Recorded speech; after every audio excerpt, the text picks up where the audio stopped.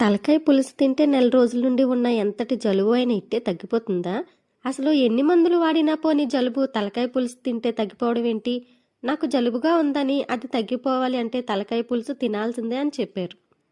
తలకాయ పులుసు తినడంతో నాకు జలుబు తగ్గిందా లేదా తెలియాలి అంటే వీడియోని స్కిప్ చేయకుండా లాస్ట్ వరకు చూసేయండి. మా బావ డ్యూటీ నుండి ఎప్పుడు సెలవుకి ఇంటికి వచ్చి మళ్ళీ డ్యూటీకి వెళ్ళినప్పుడు నాకు కంపల్సరిగా జలుబు చేసేస్తుంది. వచ్చిన దగ్గర నుండి బండి మీద ఎక్కడికోకక్కడికి అలా తిరుగుతూనే ఉంటాం. నాకు కొంచెం డస్ట్ అలర్జీ కూడా ఉండడంతో జలుబు అయితే తొందరగా చేస్తుంది. ఇల్లు శుభ్రం చేసేటప్పుడు కూడా డస్ట్ పడి తుమ్ములతో కూడిన జలుబు స్టార్ట్ అవుతుంది. హాస్పిటల్కి వెళ్ళినా మందులు వాడినా తగ్గదు. మా బావ డ్యూటీకి వెళ్తున్నప్పుడు ఇలా నాకు జలుబు చేయటం, తలకాయ పులుసు తినడం కొత్త ఏమీ కాదు. మరి తలకాయ పులుసు ఎలా చేసానో మీరు కూడా చూసేయండి.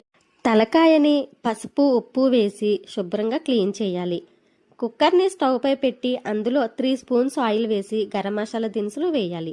నెక్స్ట్ ఉల్లిపాయ టమాటా పేస్ట్, పసుపు వేసి వేపుకున్నాక అల్లం వెల్లుల్లి పేస్టు, రుచికి తగినంత ఉప్పు, 3 స్పూన్స్ కారం వేసుకొని ఒకసారి అన్నీ కలిసేటట్లు కలుపుకున్న తర్వాత తలకాయ ముక్కల్ని వేసుకొని 5 నిమిషాలు అటు ఇటు కలుపుకొని 1.5 గ్లాస్ వాటర్ పోసి 4 విజిల్స్ వేయించుకోవాలి.